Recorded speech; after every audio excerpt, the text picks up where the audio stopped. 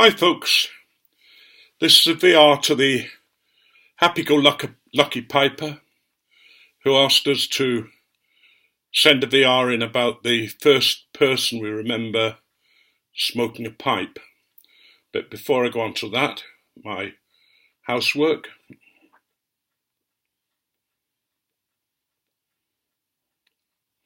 I'm smoking my Hobbit of the Shire, and in it I've put in some of my own version of Hobbit weed. I'm not far out with that version. I've got some Hobbit weed and mine's just a little light on the cherry flavour, but it's not bad at all.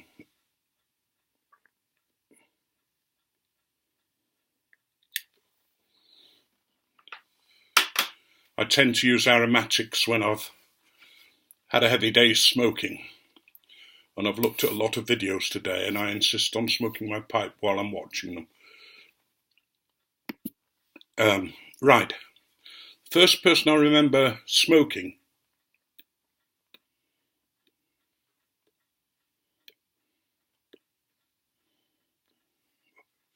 a pipe was my stepfather's father, so he's my step-grandfather. A very unusual man.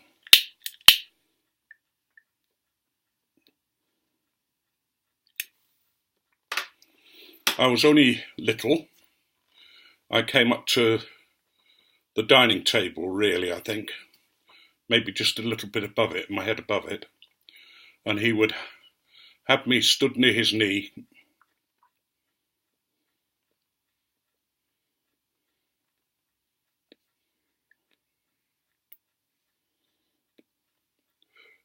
while he asked me all sorts of riddles and questions. And I think he started me off on collecting useless information. When I knew him, he was a very old man. And I remember the liver spots on his hand and on his face. He was in his 80s, I think.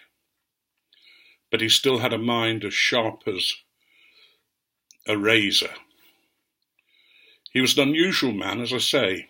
In his younger days, when he left school, whenever it was, if he went to school, I'm not sure. But he worked in a flour mill, carrying 16 stone weight on his back of the flour sacks. They were the heaviest sacks that were produced in any industry or that kind of thing, I think, to carry at that time. And normally they would be taken up using the wind power. But this flour mill was a very big mill, and it had a lot of stairs to carry stuff up. The flour mill eventually blew up in a flour storm. The flour dust was notoriously dangerous. It was like gunpowder if a flame was applied to it, because it was the dust in the oxygen, and when it went, usually the building was totally destroyed. But for some reason, he wasn't touched at all.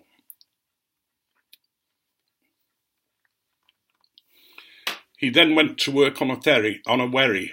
They're peculiar to Norfolk.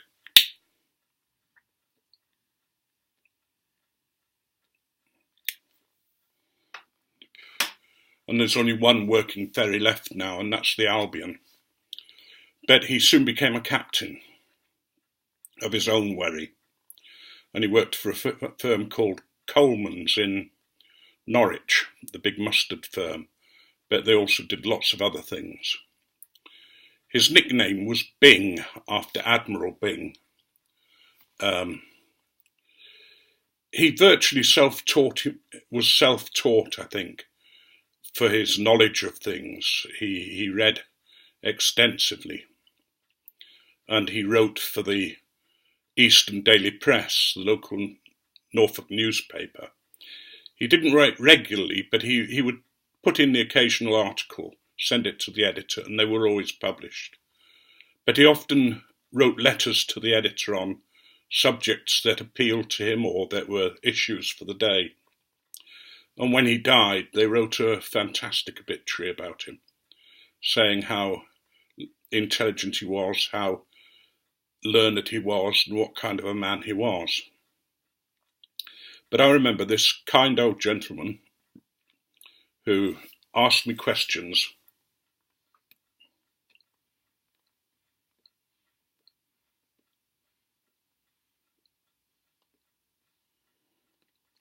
whilst he puffed on his pipe, and his pipes were filthy. He had about 3 or 4, I think. They were caked up to glory, and he would just get his tin. And I seem to remember that there were 3 nuns was one of the ones that he smoked a lot. And that must have been the original blend at his age. And he would just pick a pipe off the rack and stuff the tobacco in whatever hole he could find in the pot to put it, and light it and puff away there whilst he asked questions. I've never forgotten him. My childhood was not a happy childhood, but when I was with him, he seemed to recognise something in me. And as I say, the questions would be, it would sometimes take the form of a riddle.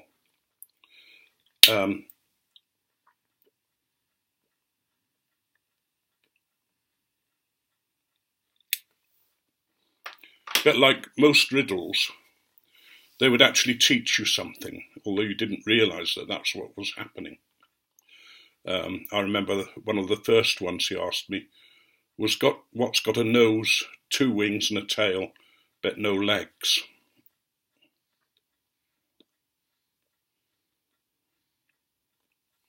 And of course the answer was an aeroplane. Another one that he said, what has, I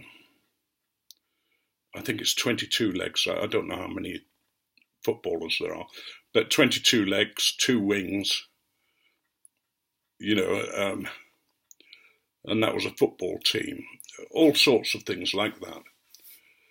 But he also used to just tell me things.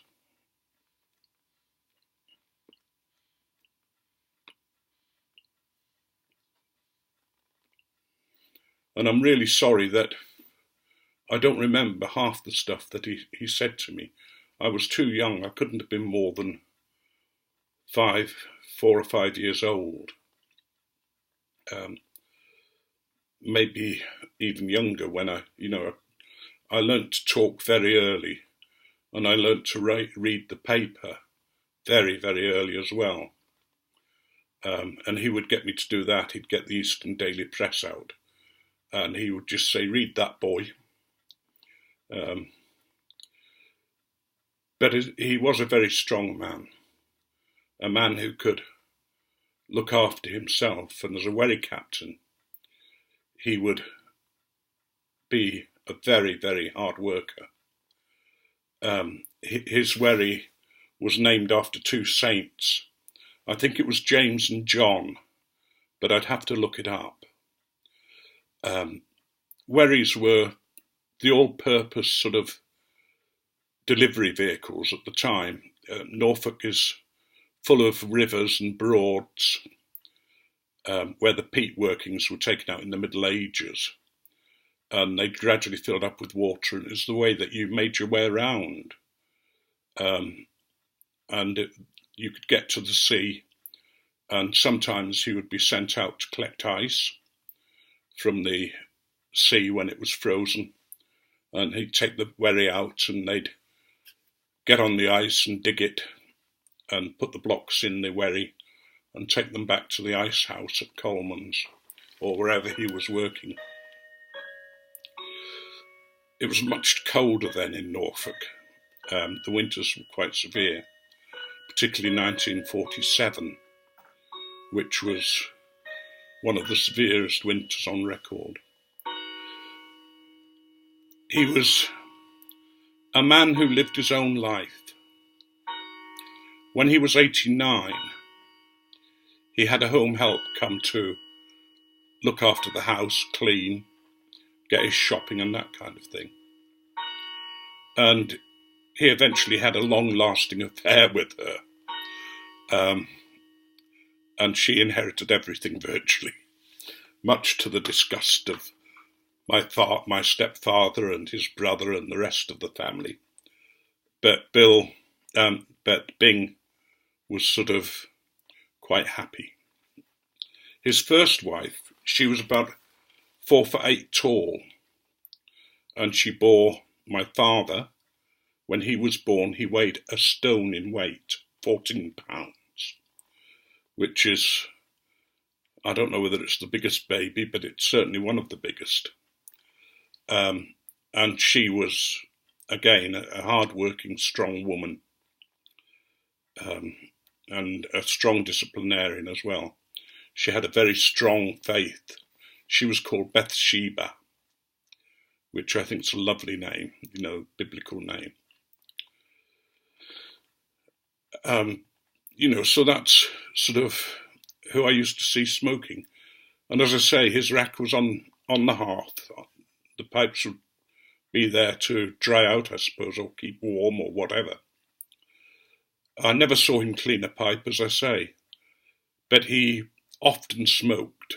I think he smoked, as I say, 3 nuns. He did smoke also Players No Name at one time. And I don't know what other stuff he smoked. I think he had twist tobacco as well, and those kind of tobaccos, hellishly strong, with a high nicotine hit. And it was the smell of his pipe, I remember, the smell of the tobacco. We'd be surrounded by smoke, and he'd be asking me questions, and I'd be tracing out the pattern on the tablecloth as I was thinking of the answers. And he had this lovely laugh, which used to, not sort of belly laughs or anything like that, but more a chuckle if I got things right, or if I said something funny. He would ask me for jokes, and he would ask me what I'd been doing and all that kind of thing. He treated me really as a child, but also with the respect, which was unusual.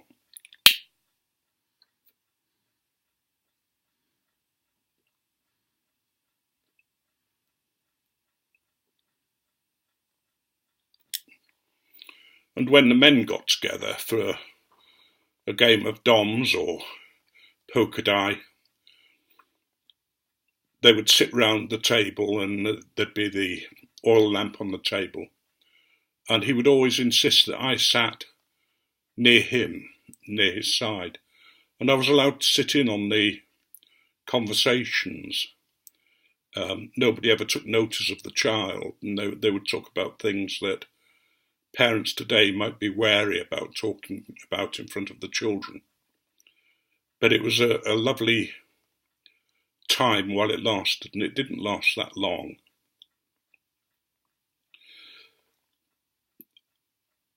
I'm going to stop soon because of, I tend to ramble on too much about what I'm doing and that kind of thing, and just get carried away with the things that I'm talking about. But I want to finish with a joke, because I said I'd start telling the jokes again. And there's this young girl, and she comes home from a date, and she's looking quite sad. And her mother says to her, "Dear, what's the matter? What's he done?" She says, "Well, Bill proposed to me tonight." And then she said, "Well, why are you so sad, dear?" And the girl said, "Well, he doesn't believe in hell, He's not a Christian. He doesn't believe in God.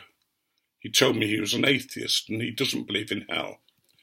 And her mother said, well, you marry him anyway, love. And we two will prove how wrong he is about hell.